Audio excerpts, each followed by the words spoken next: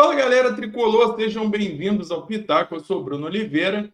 Voltamos aqui à série dos nossos vídeos diários. Semana passada tivemos alguns problemas técnicos e não conseguimos trazer vídeo aqui para os amigos na quarta, na quinta e na sexta, né? Então, mas agora estamos de volta, vamos nessa. E no vídeo de hoje vamos falar sobre um jogador retornando ao time do Fluminense, pode ser que seja titular, agora no jogo da Sul-Americana lá na Bolívia.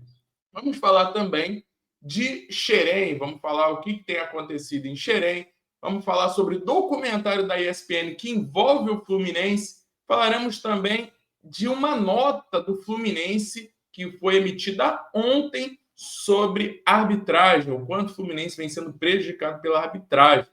E fecharemos nosso vídeo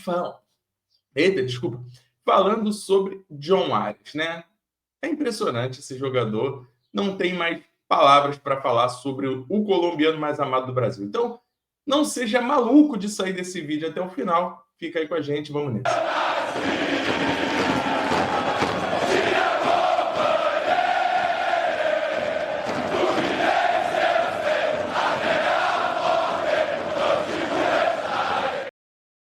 Voltamos em definitivo agora para mais um vídeo. Antes de começar, pedir para os amigos deixar o like de vocês, se inscreverem no canal e ativarem o sininho, ativar as notificações, né? Se possível também, depois de deixar o like, aparece lá do lado a opção do hypar. Aperta lá também, fortalece a gente, porque isso aí ajuda o YouTube a divulgar um pouco mais o nosso conteúdo, beleza? Então vamos lá, vamos começar falando sobre um documentário que vai ser lançado pela ESPN no dia 24 de maio. Gente, importante isso, hein? Importante, fiquem ligados na ESPN no dia 24 desse mês, porque vai sair um documentário sobre o Mundial de 52. Né? A ESPN vai produziu, né, um conteúdo com muita gente especializada na área, muita gente boa. A gente tem o PVC, que é um cara que sabe muito sobre história do futebol, um cara muito justo para falar de história do futebol, ex-jogadores, ex-cartolas, né? Então, fiquem ligados aí. É o Mundial de 51 e o de 52, né? Que a ESPN vai abordar. Então, anotem na agenda de vocês já para não esquecer e depois a gente repercute sobre esse documentário, beleza? Vamos falar também sobre Xerém, né? Aqui no Pitaco você fica sabendo de tudo que acontece em Xerém, meu amigo. Então, ontem o Fluminense foi eliminado da Copa Rio Sub-20. O Fluminense ficou em terceiro lugar do seu grupo, né? Perdeu a segunda posição para o próprio Flamengo. A gente foi derrotado pelo Flamengo por 1-0 lá em Xerém. E aí o Fluminense ficou com a mesma pontuação do Flamengo, 13 pontos, só que perdeu no saldo de gols. Então, como só passavam 2 de cada grupo, o Fluminense ficou de fora. A Copa Rio Sub-20, ela não é o torneio principal que a categoria está disputando. O time principal ele disputa o Campeonato Brasileiro. Então, essa Copa Rio eram os jogadores menos aproveitados no time do Campeonato Brasileiro. O Campeonato Brasileiro volta na quarta-feira. O Fluminense vai jogar contra o Corinthians lá em São Paulo, tá? Falando agora sobre nota da arbitragem feita pelo Fluminense. Vou botar na tela para os amigos aqui, porque o Fluminense, gente, eu não vou nem falar que o Fluminense vem sendo sistematicamente prejudicado, tá? Porque eu acho que é um assunto muito delicado para a gente abordar sobre arbitragem. Porque muitas das coisas é interpretação, então entra o clubismo também, então a gente pode achar que todas as vezes é pênalti para o Fluminense, e de repente não é bem assim. Mas eu acho que o que não dá para negar é que o critério para o Fluminense, na maioria das vezes, ele não se aplica para outros clubes. Eu acho que esse é o principal ponto. Né? Então, a gente tem nos 3 últimos jogos, né? Nos 2 primeiros, o Arias sofrendo pênalti, que para mim foi pênalti claro, tá? Contra o Botafogo e contra o Vitória, se eu não me engano, foram pênaltis claríssimos. Não teve revisão de VAR, não teve marcação, não teve absolutamente nada. Um foi um puxão claríssimo e um foi um empurrão pelas costas. Pô, se isso não é pênalti, amigo, o que é então? E contra o Sport, Teve um puxão também no Aras, esse aí eu até acredito que não tenha sido, né? Eu acho que o Aras ele já tinha perdido o controle da jogada, então ele tentou cavar o pênalti. Só que a diferença é que nesse lance o juiz deu o pênalti, e a partir do momento que o juiz deu o pênalti, não deu 30 segundos, o juiz já estava no VAR fazendo a revisão. Então, por que quando não deu, não teve a revisão? Mas quando marca, a revisão é feita num momento assim instantâneo, praticamente.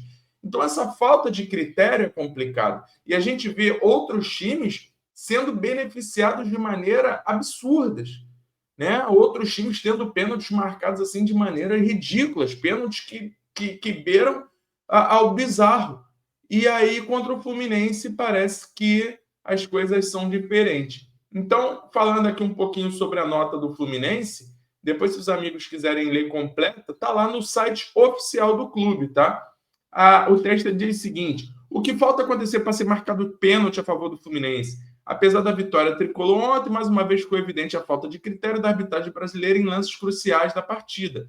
Das duas, uma, ou não há critérios ou não há clareza sobre eles. E nesse limbo, perdem os clubes e a própria competição.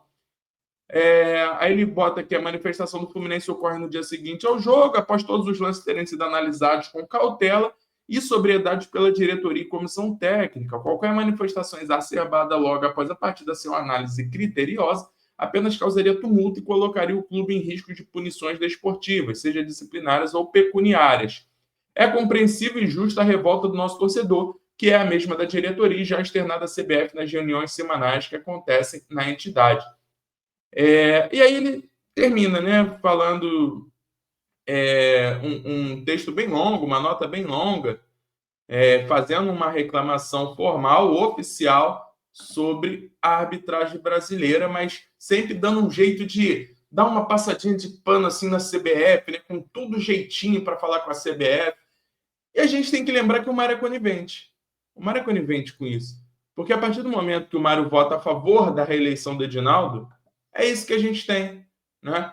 A gente já teve lá, ano passado, o Mário reclamando do Matheus Candançan, que é um árbitro que prejudicou a gente contra o Grêmio, falou que nunca mais apitaria um jogo do Fluminense, e o que aconteceu? Há 2 rodadas atrás, Matheus Candançan apitou um jogo do Fluminense e, pasmem, nos prejudicou mais uma vez. Então, não adianta só fazer notinha, né? Tem que agir, tem que agir. A mesma maneira que é enérgico para falar sobre a torcida, para falar sobre oposição, política, por que não seria enérgico, não seria válido ser enérgico para agir contra a CBF, para agir em favor do Fluminense? Né? É uma pergunta que fica no ar, que é interessante. E aí, no áudio do VAR, inclusive, que foi lançado pela CBF, algo absurdo, assim, no meu entendimento, que o árbitro ele pede a opinião instantânea antes de conferir o lance, ele pede a opinião do juiz do VAR. Você acha que foi uma carga faltosa? Você acha que foi um puxão teve interferência? Algo nesse sentido? E aí o VAR fala que não, que acha que não. Aí depois ele vê e conclui que não também. Então acaba que quem está apitando o futebol brasileiro hoje é o árbitro do VAR, não é o árbitro de campo, né? E aí a gente sabe que os árbitros do VAR são árbitros de segunda, terceira prateleira do futebol brasileiro. Então, se os de primeira prateleira já são ruins, imagina os de segunda e terceira que conseguem errar com inúmeras câmeras no campo de jogo, com tudo disponível para eles, vários ângulos, com zoom, com slow motion. É uma tristeza, né? Infelizmente, é o futebol brasileiro caminhando a passos largos para cada vez mais ficar descredibilizado. Isso é uma pena, né? Os atores principais do jogo de futebol não são mais os jogadores. Então, cada vez mais sendo arbitragem com erros cada vez mais bizarros. Então, vamos lá. Vamos falar agora sobre Renato Augusto, gente. Renato Augusto deve ter oportunidade, deve não, vai ter oportunidade no jogo contra o San José na quinta-feira pela Copa Sul-Americana. Então veremos a volta de Renato Augusto, que muitos até esquecem que ainda está no Fluminense, né? Renato Augusto que se recuperou de uma cirurgia no ombro que foi feita há um tempo atrás e agora está apto para jogo. Ele, inclusive, foi relacionado, foi para o banco de reserva contra o Sport. E o Renato Gaúcho elogiou bastante o jogador na coletiva do jogo do Sport, falou que gosta muito dele, que é um jogador muito inteligente, e vai ter, e já confirmou que vai ter oportunidade contra o São José. Agora cabe entender aí se como titular ou como reserva, né?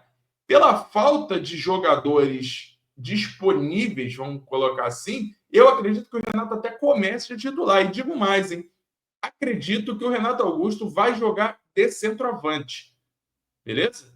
Não sei se vai começar, mas eu acho que em algum momento o Renato Gaúcho vai utilizar o Renato Augusto de centroavante, de 9, né? Principalmente agora que a gente só tem o Everaldo, eu acho que o Renato, eu não vejo o Renato conseguindo confiar no Kelvin, né, que é o nosso centroavante da base. Então eu acredito que ele vai testar ou o Renato Augusto, ou o Serna, ou de repente até o Ganso, como um jogador mais ofensivo, né? É um jogador que finaliza bem, é um jogador alto, então não acho que seria uma surpresa grande, no meu entendimento, esse teste do Renato Gaúcho. Eu acho que é bem provável que vai acontecer. Mas vamos ficar de olho aí. Vocês acreditam ainda? Deixa aí nos comentários se vocês ainda acreditam que o Renato Augusto possa acrescentar alguma coisa ao Fluminense, né? Então, é um jogador que veio com muita expectativa, mas infelizmente não conseguiu dar conta do recado. Vamos finalizar o nosso vídeo falando sobre o John Arias, né, gente? O John Arias é impressionante. Todo dia eu não me canso de falar sobre o John Arias aqui. E vou trazer alguns números do Arias no jogo contra o Sport.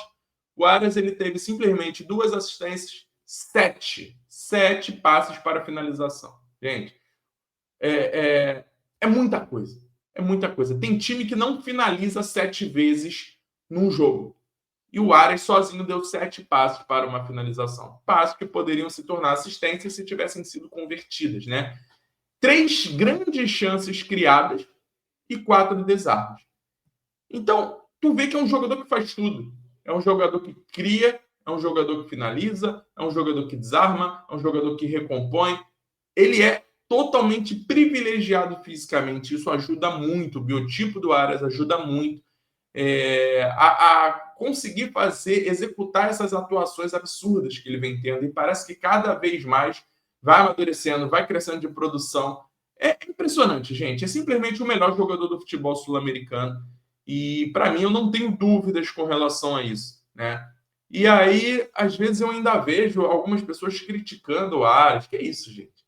A gente está falando de um Fluminense que carece de criatividade, que carece de bons jogadores. Então, a gente, de repente, abrir a boca para criticar o Arias, que é um dos únicos que ainda faz alguma coisa com excelência, com perfeição nesse time, me parece um pouco descabido. Respeito quem tem alguma crítica, mas me parece descabido, porque vamos botar aí de 30 jogadores no elenco, o Arias seja o último que tenha que ser criticado, né? Então, acima dele tem 29 aí para a gente poder falar. Mas é um absurdo. O Arias chega aí a 12 assistências no ano. Isso a gente está falando do dia 5 de maio ainda. Né? Tem mais de meio ano pela frente. O Arias já alcançou uma marca expressiva de 2 dígitos de assistências. Né? Então, cara, foi o maior reforço do Fluminense foi a renovação de John Arias. E só quem ganha é o Fluminense, só quem ganha é a torcida tricolor. Uma pena dele não ter companheiros à altura para conseguir fazer o Fluminense ser um grande time e brigar nas cabeças de todas as competições. Com certeza o Arias acrescentaria muito nisso, né? Então é isso, galera. Deixa o like aí, se inscreva, né? Comenta aí também, deixa seu comentário para ajudar a gente. Amanhã estaremos de volta aqui com mais um vídeo. Fiquem bem, boa semana para todos. Saudações tricolores. Valeu!